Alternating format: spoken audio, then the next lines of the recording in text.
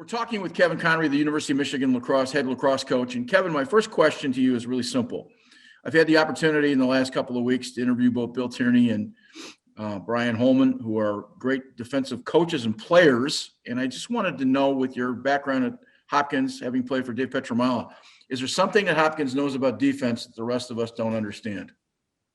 I think it's a great question. And I've been very fortunate to have a playing experience at Johns Hopkins, but also the mentoring that I got as a player at Johns Hopkins. Obviously, Dave Petramala's resume speaks for itself, but it's also about the people that I've been around and exposed to, played with, learned from as the older class, and then also had a chance, the younger guys that came up the pipes, and I think one of the nice things about some of our alumni is not only do they have a great baseline, but they're open-minded to new ideas and how to mesh it together. And that was really one of the benefits of having not just Dave Petramala on staff, but Billy Dwan as well, who I look up to tremendously. But also I had a chance to play with Sean Nadalin. Sean was a senior when I was a freshman, and you could see what he did in his college career, his professional and international career, and then his coaching career. You can mimic that and really have a lot of appreciation from what he's done, but also the All-Americans that we were able to work and play with as well. The Brandon Testas, the Chris Watsons, the Tom Garveys. These guys are phenomenal players, and you can watch and grow and then take a lot of those experiences where maybe I couldn't do it as well as they could do it athletically, but I could see what they can do and how it would mesh and some different ideas to take into my coaching career. I think of not only Petramala, but if you go back before that, Don Zimmerman, before that, Coach Chick, those guys, it was the same kind of process. So it's something that's carried through the decades that's unique. And you can say that certainly about some schools that play offense. You can certainly say that about some schools in other sports that have I think of UNLV, even the nickname, the Running Rebels, they're real specific. So you win championships with defense, as Coach Petramala says. And I think so is that the mindset you bring to Michigan? We're trying to, I think everything, it's a process. We're building and building up through a systematic process in order to get what we need in order to have that type of success, both offensively and defensively. I will say that the skill development on the offensive side has skyrocketed since I was in college. I think the kids are bigger, they're stronger, they're faster, they're incredibly more skilled. The rules have shifted and changed to promote more offense. So you're seeing more and more high-scoring games. Eventually I think the defense will catch up to these new rules with the type of athletes that are playing and the great coaches who are really adapting to the new shot clock and the new stratagems. But ultimately, you see a little bit more offensive heavy right now, but I do believe the defense is catching up. And that's what we're building. And that's why we have tremendous staffs like Justin Turi and Jim Rogowski here to make sure that we're not just developing one side and one idealism. We want to make sure that we grow every aspect of our game.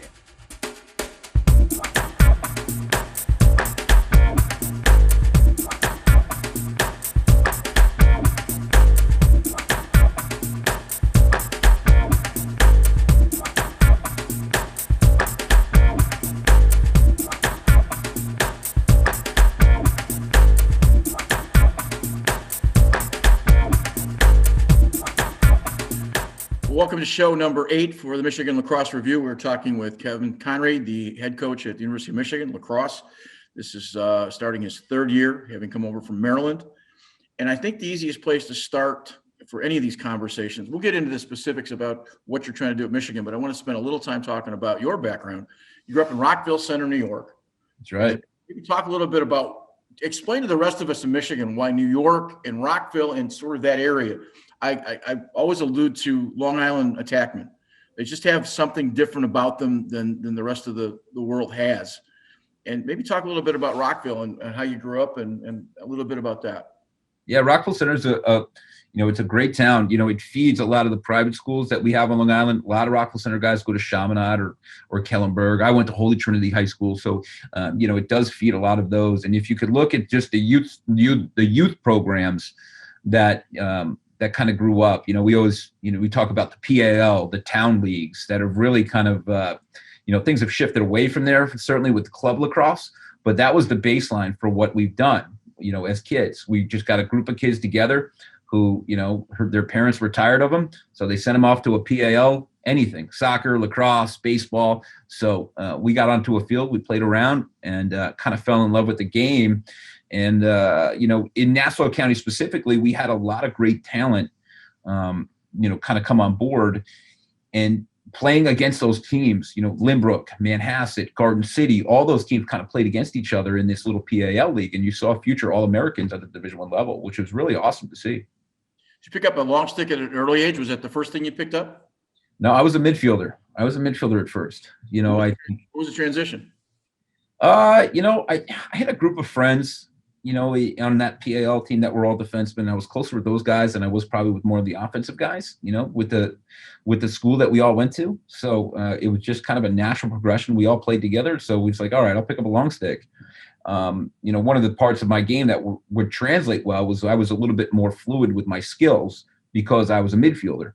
So I was a little bit more in the transition aspect of the defensive game, probably a little bit more so, probably a bit more so than the times. Crazy conversation. Do you think it's easier for a midfielder to learn to play defense or a defenseman to play defensive midi? I think it's easier for a midfielder to learn how to play defense. They get that big stick and away they go, right? That's right. How did Hopkins end up on the landscape? Back when I was growing up in high school, we had something called the Empire Games, which was regions in New York that played against each other, and it was a fantastic tournament. And, if you made that Empire team from the Long Island group, because it was Nassau and Suffolk combined, and you competed against Adirondack, the city, Central New York, Western New York, Hudson Valley, you really kind of got on the recruiting circuit. I never played for a club team. I played for my high school. I played a couple pickup leagues, and I went to 2 or 3 camps. But my summers and things like that I got a job. I worked on the beaches of Long Island. I went to 1 or 2 camps, but that select team really kind of put you on the map. And that's really kind of started my recruiting process. And, that's where kind of we jumped off. Poli-sci degree. What were you, if you weren't going to end up as a coach, or was it always you wanted to be a coach?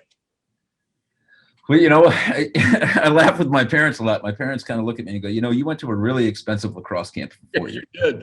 So that's kind of that was the mindset going into it. I didn't know what I wanted to do when I started in college, and, I knew I wanted to play. I love lacrosse. I just wanted to do it all the time. And then when I got out, I knew I still loved lacrosse. My path, I went and got a master's degree in secondary education from the University of Albany. And I started my coaching career at Siena, but the goal was to be a high school teacher and a lacrosse coach. I kind of fell into the role at Siena after making some connections with Coach Breck, who's now at Rutgers. I kind of fell in love with the process of being a college coach. So that history teacher kind of took a back burner for my professional coaching career. We used to go, the USL headquarters used to be right next to Homewood Stadium before they moved out to the hinterlands in Baltimore. And I used to take folks over to Homewood and walk through when we'd come for summer meetings. And I would marvel at this sort of Yankee Stadium of lacrosse.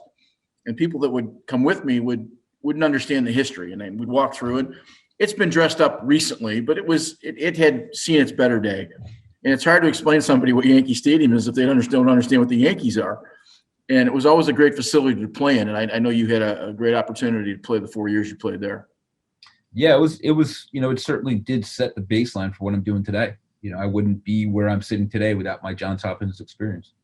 So Hopkins to where? To Penn State? I went to Siena College for 2 years, and did my master's program at University of Albany. From there, I bumped over to Penn State for about 1.5 years. I was very fortunate to jump on there with Glenn Thiel, Guy Van Arsdale, and in the Penn State for 2 years or 1.5 years, really, and then Fairfield for 4 years, where I got a chance to work with Andy Copeland for his first head coaching opportunity. Head coaching opportunity. You were part of a recruiting group at Penn State. You picked up a kid out of Michigan here named Hennigan, face-off guy. Charlie, both brothers came down. I coached a rival high school team in Michigan. I coached at St. Mary's at the time, and they were first and Catholic Central was second. I think we were third. We had 2 overtime games, and I had a face-off guy Hennigan was so good, and even in high school, it was amazing. And Bryce's, I think 2018 won the mythical national championship. It was an unbelievable set of players, but you got him over there. And he did quite well. Did you, at some point, as this process from Siena to Penn State, did it dawn on you at some point that this vocation could be a real thing? And was there a moment, or was it just sort of a normal progression? There was a lot of uncertainty. I'll be honest with you. It was a lot of uncertainty. Am I right for this? Am I doing the right things? Am I, and I think a lot of people go through that early on in their careers because they, as jumping into this profession, especially when I jumped into it, the pay structure wasn't great, so, I'm working, I'm working my normal job. I'm searching for camps to supplement income, my wife now was still, we were dating at the time, and she's looking at me and going, where are we going to live? You're bouncing all over the place. What am I supposed to follow you? And you make no money. So what's the realistic long-term goal here? And so those were tough conversations you had to have with yourself, but you saw a path and what people were doing so that you could see a sustainable career here. And, at any time I kind of stuck away and said, what else would I be doing if I wasn't doing this? And, it was either teaching or sales or something, in an office, 9 to 5. And I'm looking at myself going, that's just not who I am. I love being on the field. I love being out. I love being around the youth. It does in some way keep you young, and it does kind of keep you energized. So I love the aspect of coaching. And then when you learn how to get really involved into the back end of it, the 80% of what college coaching is, the back end logistics, the recruiting, that's really where you kind of can cut your teeth and really learn about this business. And that's where I was so working for Brian Brecht and having the experience with Guy Van Arsdale about the recruiting aspect of it all was really, really valuable for me as my career progressed. Does your wife have an athletic background? And I ask that question because if you're a coach, if you're a wife of a coach, you have to have a different understanding and mentality of what this happens. I think of, I spent a year as a GA as a football out in San Diego State, and I wanted to be a football coach in the worst way, but I also wanted a journalism career. Somebody offered me $300 a week, and I was making $125 a week as a graduate assistant. It didn't, and delivering pizzas on the weekend, it just didn't work, right? Mm-hmm. So obviously your wife goes into this, wide open with her eyes, but she's got, coaches' wives are very special folks in my mind. They are. And I'm very blessed to have the wife that I have. And we have 3 daughters right now, and they grow up around athletics, which is really important. But she played lacrosse at Loyola, and we got a chance to meet in college. Hopkins and Loyola are only a mile away. So I had some great friends over at Loyola from my high school days, and we got introduced from a mutual friend, and it kind of took off from there. But that they are a unique and special group that can roll with the punches pretty easily and be very self-reliant, and they're very, very tough individuals. And that is my wife to a T. Penn State to Fairfield, am I correct? That's right. Fairfield, how did that get on the map? When I was at Siena, Andy Copeland was the head coach at Marist. And so we competed against each other and started to build a friendship. When I moved on, still kept in touch with him. And, when he got that opportunity, it was one of the guys he reached out to, and I jumped at it. Having that excitement to have a younger coach who was not only a guy that had great experience coming from Maryland, but also was in our same age bracket, and we can really grow it together. And he looked at me and said, I'm going to need somebody I could just turn my back to a side of the field and just grow. And it was my first real coordinating effort. And he was magnificent and just, he was great when he just turned it back and said, grow with this, make your own mistakes, but gave me good feedback from his experiences at his time at Maryland and through the connections that he has in his experience. So it allowed me to make a lot of mistakes and have direct feedback, which I thought was very valuable. I've had a number of coaches tell me that, we're really not inventing anything new, that we steal from each other, and that's been the way it is. I'm not so sure that isn't true. There may be a variation on what we do, but now you're a coordinator at Fairfield. You've got to now have your own voice, and you've got to figure out what makes sense for Fairfield and your kids. Mm-hmm. And with the experiences that you had under the coaches you had, were you confident enough at that point? And I say this, if you're a young coach, Were you confident? At what point was there enough confidence to say, okay, it is my own voice. I don't have to copy it. I don't have to go there. Was there a moment like that at Fairfield as a coordinator? It took a few years. I think when you have such strong mentors like I had, you want to mimic them as much as possible. And sometimes to, not only their great attributes, but some things, maybe things that you didn't like as a player about them. So, I grew and made mistakes. And then, and I think that's why I value that mentorship from Andy Copeland so much, because he gave really good feedback. And, even Gene Doris, who was the athletic director at the time, gave me great feedback, and we had great relationships there. So that helped me grow. I don't think there was ever one aha moment, but I do think there was a systematic build to a coach and a coordinator, not just a young guy trying to cut his teeth. I asked the question because I took a modified 1-4 offense and did some things with it from a high school and a college perspective. And all of a sudden it worked, and we ended up in state finals. And I kind of a basketball background, and so you can kind of work through some basketball things. And I have coaches look at it and go, "That's the simplest offense I've ever seen. That's just dumb." Well, I just beat you by 12. So what are you complaining about? And there was that sort of moment when you knew that the decision you'd made was okay, and you made that choice. I think of Dom Starza, scrapping his tough man defense and going to a zone and end up winning a national championship. That takes some voice, from that standpoint. Now, at Fairfield, were you not also named associate head coach? That was my last year there. Yeah. I think that's a testament to your head coach's trust in you, and that happened both at Fairfield and Maryland. Yeah, it did. And again, I can't say enough great things about Andy Copeland and our relationship and how it grew. And I think, even looking back in hindsight, he was really, he allowed so much growth. It allowed you to make mistakes, allowed you to really find that voice that you're talking about.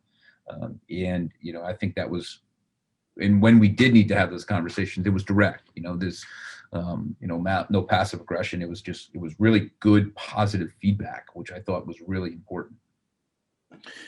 From Fairfield now to Maryland, and then it sort of takes off. You win a national championship in 2017. Talk about your experiences as a Terrapin. Yeah, it was very great. You look back through the progressions and you say, maybe year one wasn't exactly what we were hoping for with all the talent we had on that roster. What could I have done better? And you review that year and say, okay, I could have done this, and and much like you start over and find that voice, you got to find your voice at a top 5 program. That's stepping into those shoes. Going from, a top 20 program to a top 5 program is a huge jump. And especially filling the shoes I had to fill. Coach Warren, who's the head coach at Georgetown, was the one I was replacing. And he's a big personality and a phenomenal human being. So having to fill those shoes, it took some time for me to kind of cut my teeth and earn some trust and be a part of that staff. It took over maybe a year and a half.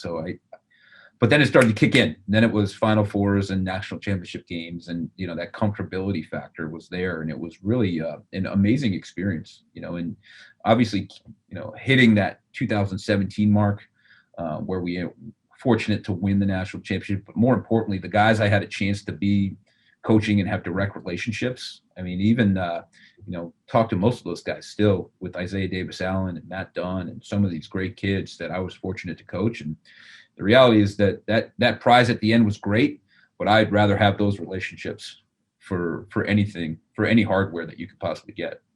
You played at Hopkins and were a runner-up in 2003, if I'm not mistaken. That's correct. And so does that experience help in 17 when you're, sort of marching, then that you get to march? Did that give you some at least some experience in a roadway a little bit to draw upon? Geez, I thought it would hope in 15 or 16, the ones we lost. I think when you look at it and you're so close and you taste it, you almost feel like you can be snake bit at time when you're there in 03 and you don't get over the hump. And then, you go twice in a row with Maryland in 15 and 16 and you don't get over the hump. And even 16, that team was one of the best teams I've ever been a part of, which was a credit. But then you finally get over the hump with 17. I think using all those experiences together help you get over a hump, right? And so, maybe, like to do it. Maybe I'd like to have a couple more rings, but at the end of the day, again, it's about those life experiences, and that's what you can take away. And then when you start your new path, here at Michigan, that's really how to go ahead and achieve and build off of those goals and handle success is something that's really important. Maryland's become a national power, certainly in lacrosse. They've had great success in terms of basketball. There's, for the most part, moving into the Big Ten, it's been a bit rough for them. Is Maryland done so well at both women's and men's lacrosse because of the proximity to both New York and to Baltimore, Washington? That's a really interesting question. I think continuity of message is always important. I think obviously, having tradition is always important. I think Coach Tillman does a phenomenal job there. So they'll always be a competitive team in the national powerhouse. And Coach Reese over on the other side, I feel would do the same thing. Of course, having a hotbed in your backyard and a state institution is very valuable as well. You have a national championship under your belt. At some point, you kind of look around at the end of 2018 and say, okay, it's time maybe to move. Did you have a pretty good understanding that both as an associate head coach that you wanted to maybe make that next step? Yeah, I think this, anybody in this business has the ultimate goal of being a head coach. For me, I wanted it to be at a spot. Obviously, you get used to after the 17 championship and a string of Final Fours and being in the top 5 program. You want to get to a spot where you really believe that you can achieve some of the same goals. And even though it might be starting a little bit lower and building, but you want to look for an institution that has opportunities to be successful. And obviously, we're sitting here at the University of Michigan, which I felt has great academics, great history of athletics, incredible facilities. And so I felt that this was a great spot to kind of build on. Did you think you were ready when you left? Yes. Did I think I was ready? Yes. Did I, in hindsight, was I, I knew I needed some help. And I think when I left, I knew I needed some help. And I think I went into the assistant coach hunt with that mindset as well. And that's why pulling in Jim Rogowski, who was a head coach for years already, was a tremendous win for this program because he has such valuable experience as a coordinator in Division I and then head coach at Division I and Division III. So he has seen and done a lot of different things, and his eyes, his experiences are extremely valuable. I don't want to get into a whole lot of the John Paul world because he took a team that was an MCLA program that certainly started a varsity program. It was the first varsity program that started up from scratch in a long time and had tremendous success with what he did. Now you're coming in, and I guess you walk in and now you're the coach and you've made your determination. They've promised to build a stadium and all the things that had started earlier before you got there. When you come from Maryland and you come from this program, what did you see? And then the follow-up question to that was some assertion of, okay, I think JP did a really good job of making sure that he went after national talent. I think he did a great job of looking beyond the Midwest, which is something you have to do at the level that you guys are playing. So what was your thoughts coming in? The cupboard was relatively full. What was the next step in your mind from not only your standpoint, but your coaching staff's?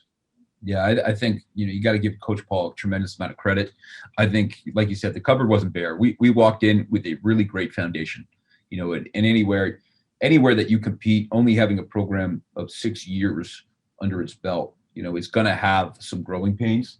So we always look to make sure that we can build off of foundation and steady incremental growth. We understand it's not going to go from 0 to 100. We have to continually build and build and build and build until we're at that national powerhouse point. And really, we just continued the progression, of recruiting talented kids who have a chip on their shoulder and understand that, we don't have the tradition of like a Johns Hopkins of Maryland or a Penn State and some of those other places that we compete against. We look for guys who are interested in creating new legacies and broadening this program and putting it on their back and having, when you bring their grandchildren back and sit in the stadium and show the banner of that first NCAA tournament, first Big Ten championship, first NCAA championship, they can point at and say, that was me. And that's really the mindset who we go after and who we recruit. And I think that's really where we go, and that's our identity, kind of that chip on your shoulder, guys who want to be first in something and create a legacy and tradition. When you first go out on the road to recruit, Michigan does not have a national lacrosse reputation. They certainly have that academically. Do you lean on the academics at that point, or do you sort of talk about a dual vision of both building this legacy, both academically and athletically? Yeah, I think we build off the block M for sure. I think everything can build off the block M, and that mindset that Michigan has incredible academics, but I think it's also it's an incredible legacy. I think that's something we really like and believe in, and but ultimately we try to be ourselves when we recruit, and let ourselves come out, and that I think is the most important piece. Explain that. Well, I think anybody who you sit in the living room and you want to talk to, and parents want to put their trust in you, that you're building something in a direction in which they feel comfortable with. And it's not just about lacrosse. It's about the holistic experience. We want to make sure that guys are coming in to become better students, better people in the community, going on to be great professionals. And that's what Olympic sports are all about, right? This is not an NFL $1 million contract at the end of this thing. This is an experience where, we take an educational approach to it to say, once you leave your college athletic experience, we want you to be better prepared to handle everyday life. I would be remiss by not asking this question, and you can answer it or don't answer it, but it's a sort of a straight ahead question. I've heard for years, and this includes the JP era, well, Michigan doesn't want to recruit Michigan kids. Well, I've never met a coach in my entire life who didn't want to recruit talent. So that being the case, it's not suggested that you went out of your way to get national talent over Michigan talent, because that's just the way it was. Maybe as the head coach, put to rest, maybe not even put to rest, but maybe give your philosophy. You're looking talent from wherever it comes from. I think of Bryce Clay from Forest Hill Central as being one of those examples. I mean, this kid, was as good as there was in Michigan ever played. And he's he's lighting the scoreboard up for you guys. And I mean, he's an outstanding player. You don't really care where you get your talent as long as it's good young men and they come from an area. Is that a fair statement? I think that's pretty fair. I think you can also look at I'll say this. I think if you go ahead and take a look at our next couple of recruiting classes, you'll see some traditional areas, some non-traditional areas, some homegrown talent, some out-of-state talent.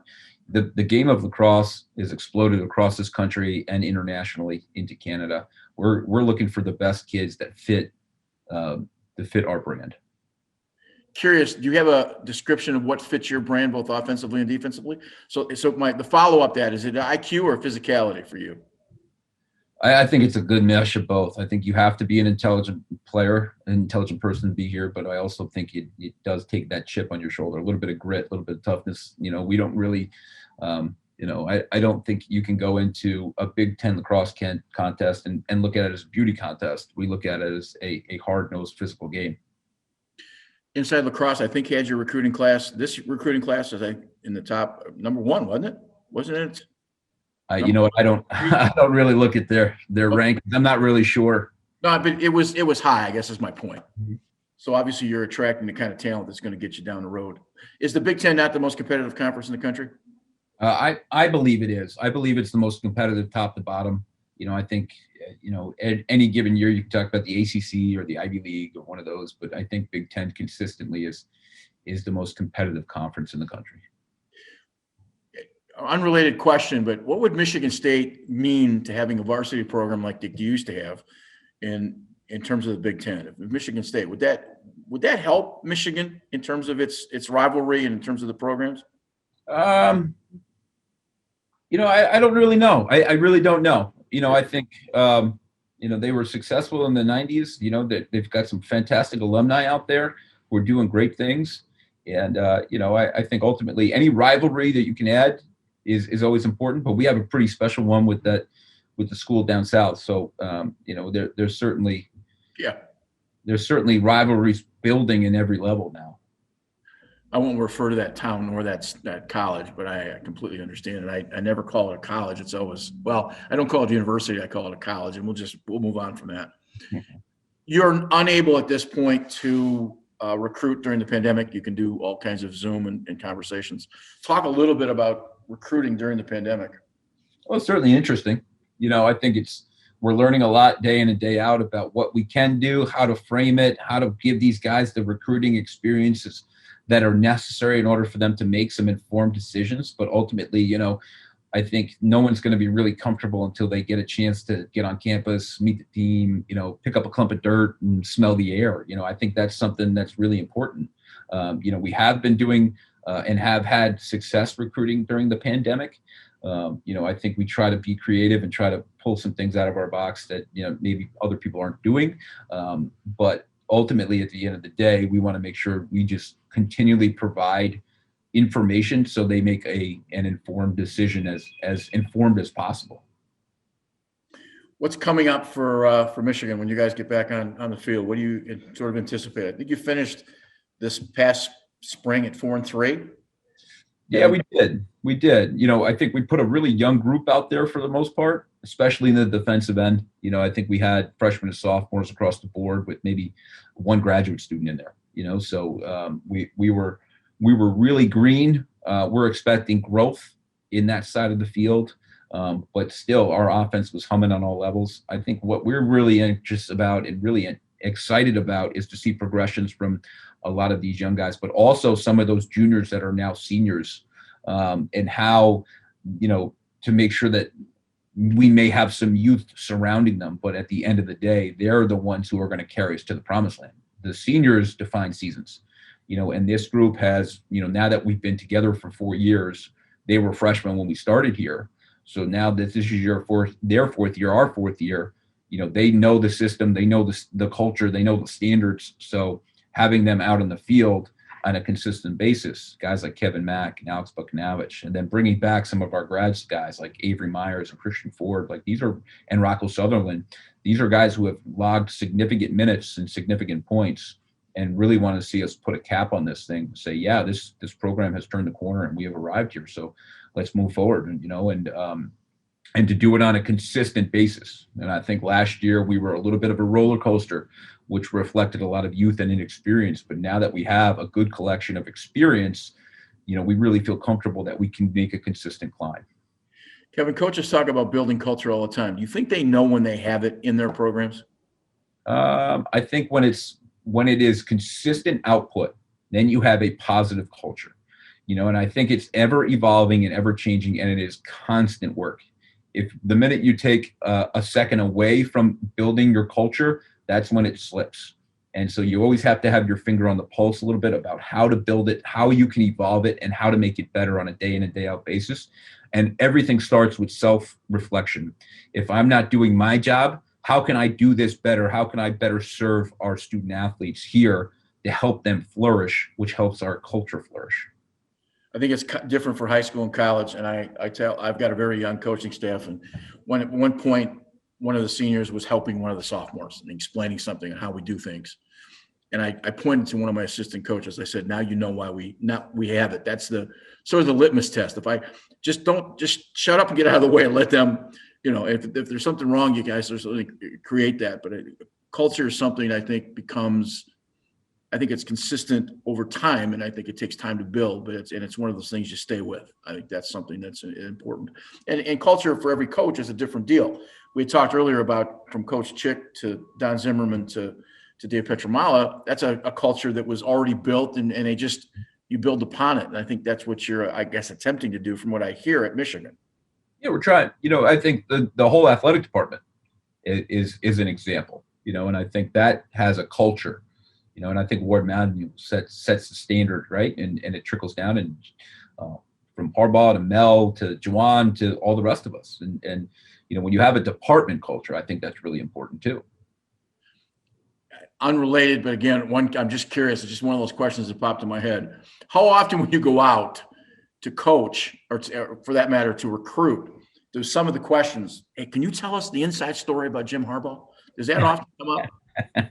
Everybody wants to know about Coach. He's a great coach and a great person, and we have limited interactions at times, but he's always been a positive force here for this university. Yeah.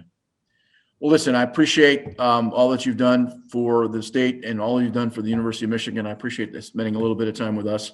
I think we've got a little better understanding of you and the process. And I would suggest, and I've done this several times with my own high school team, come out and watch a game.